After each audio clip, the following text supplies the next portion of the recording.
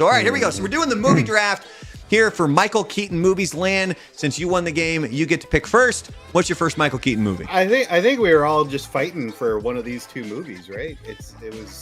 But I think I'm gonna go with the one that got me into all sorts of things when I was 8 years old or 9 years old, and that's Batman. Nice. Ladies and gentlemen, Lan is going with Batman. And you're talking the OG, right? Like you're not going Batman Returns. You're going the OG. I'm going Batman. OG because that has a very special place in my heart. I mean, if you could always throw in, I guess, the Superman movies with Christopher Reeve in there, but at least for me, like that was the first really big superhero movie, you know? Mm-hmm. All right, Frank, what is your number one pick for Michael Keaton movies? It's gonna be Beetlejuice. Yeah. All right. Well, those two are off the board, ladies and gentlemen. That was one where I actually had an argument like with a kid in my neighborhood once he told me that Michael Keaton was Beetlejuice and he was also Batman because I didn't believe him. You didn't believe that he played both roles? No, because when Batman first came out, I was 8. Beetlejuice came out like a year before. I was 7, and so I didn't know any different, and I didn't realize it was him. And when this kid told me, I thought he was full of crap. And his older brother had to come out there and settle it. And I was like, okay. All right. And settle it he did. All right. So for my, I get to go back to back here. So, and I'm going to go back to back because this is truly the first movie that I remember Michael Keaton in. Mr. Mom, ladies and gentlemen. Mr. Mom. And which I believe here on YouTube, you can actually watch Mr. Mom. I think it occasionally throws in an advertisement every now and then, but it's totally worth it. If you've never seen Mr. Mom, definitely go watch Mr. Mom. All right. And for my second pick, I want to see if you guys can guess where I'm going to go with this one. I don't want to say in case my movie's one that's going to be out there. Okay. All right. Pick. All right. Then you don't do it. But you go through it. Sticking to the 80s, baby. Gung Ho. Yeah, I thought that would be. Damn it. Take that one off my fucking list. Such a good movie, dude. I love that movie. Love Gung Ho. Again, if you just want to do a double feature of Michael Keaton movies, which, by the way, Ron Howard right there, Ron Howard production, Gung Ho. Go watch both of these movies, Gung Ho and Mr. Mom. And I didn't even realize this. The musical score for Gung Ho was done by one of my favorite composers, Thomas Newman. I don't know if you can really see that down there, but it's on the old screen. In the blue stuff. It's right there. It's also directed by Ron Howard. It says it right there. All right, Frank, what's your second Michael Keaton movie? Birdman. I really enjoyed Birdman. Plus, he was nominated for that. Probably should have won the Oscar, but Birdman. Birdman, baby. The one that kind of brought his career back. I have it. There we go. Yeah, which kind of playing a similar role that he had as himself. You know, he played that Birdman character, and I tried watching it. It's wild, man. You have to have the right mindset to watch Birdman because it's one constant shot. Mm-hmm. Like it's just it's always going. Like it's a lot to take in. All right, she said, Lan, you get to go back to back, buddy. Back to back. Okay, so the easy pick is going to be Batman Returns because that was. Some will say even better than the original. So you're gonna go. You're gonna go. You are or you're not? I am gonna go. Batman Returns is one of them. All right. Yeah. Such a man. Nice. God, Danny DeVito was amazing. Oh, and Michelle Pfeiffer, all the aspects. Christopher Walken. I was gonna say Christopher Walken for crying out loud. Can I just? Did you see like a couple years ago when the video of her showed up on YouTube where she's snapping heads off with the whip? Oh, and behind the scenes, and they're like applauding. And everyone's like, all these like feminist groups, like, oh my god, look at that, she's so amazing. And then you find out that they were like being popped off by some guy in the back, like he pushed a button and it would pop, and like the whip wasn't actually hitting.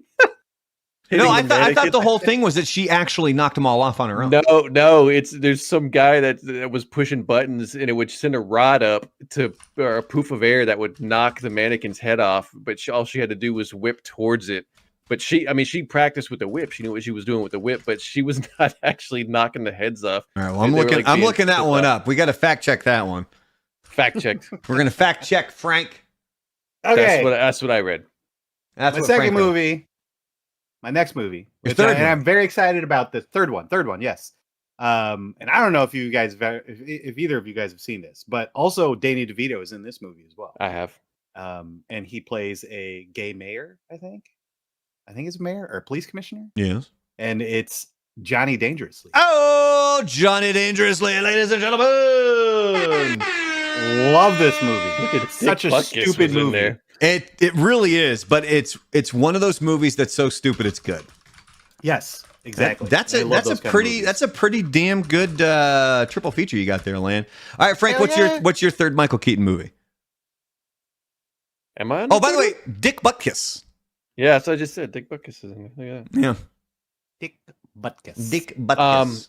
I'm actually gonna go with one. It wasn't in theaters. It was on HBO, and it was I think it was like around 2002, 2003, and it was about the first Iraq War and how CNN was the only. And Frank's got to a pick some network. weird fucking movie. It's not When weird. there's dozens of great ones out there. It's a good movie. Live from Baghdad. When like they do the whole, he's like the producer that has to be there in the hotel while they're filming the bombs dropping. He does. I mean, thought there's I- another one. Actually, I kind do of- think I thought I had that poster. I guess I Yeah. didn't It's actually just get a that really one. good movie. All right, so we do have some honorable mentions here. Let me go through. So first and foremost, I don't even know this, but he is in Cars. He plays Chick Hicks Yep. in the movie Cars. Cha-chow. Although the beard says someone named my favorite before I post it. And more like, Vero said yes to somebody. I don't know which one she was saying yes to. Multiplicity? Let me know which one you're saying yes to there. So we had Cars. There was also this one from the 80s that I really remember, which is hilarious. Dream Team with him Dream and Team, Christopher yeah. Lloyd, Peter Boyle, Stephen First. Fantastic movie. Oh, there it is. Beard said the Dream Team. Right when I put it there. More honorable mentions. This one, I didn't know if you guys are going to pick this one or not, but Jack Frost.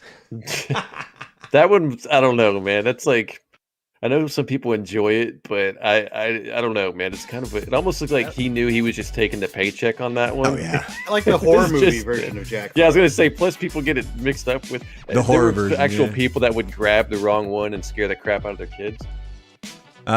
We also have. Don't forget, he was in Jackie Brown. Uh huh.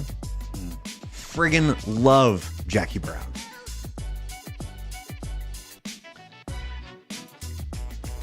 Multiplicity. Yeah, I like that one. That one was actually a really good one. I was just talking to my wife about this one, and it's my favorite part is when they make the clone of the clone, and then that clone's just really goddamn stupid. Yeah, I really like the butter. Oh my god, he was great in that. Another one here, Night Shift Right, with Michael Keaton. Henry Winkler. We have Spider-Man: Homecoming. Of course, he's the Vulture. Right. And then we also have the Trial of the Chicago 7. He was in that Well, movie as well. Highly, forgot his- really, no, I was going to say highly rated, not really highly underrated, but really good movie here, The Trial of the Chicago 7. All right. Forgot his most famous movie though, What's that? Morbius. Oh my God. Yeah, that's right. He was in that movie? shows up in Yeah, at Morbius. the He shows very up in end. like he shows up in like the end credit scene. He shows up as the Vulture, and so they were doing that whole thing as if he was like from the multiverse, and then they just completely went away from it Yeah. and like fucked it up. And now they're saying like he's actually from that universe. He didn't actually cross over. So like Sony like completely fucked that up. Yeah, he did. There's also White Noise that he was in, but I still haven't gotten to my third pick. You guys know what my third pick is? No idea.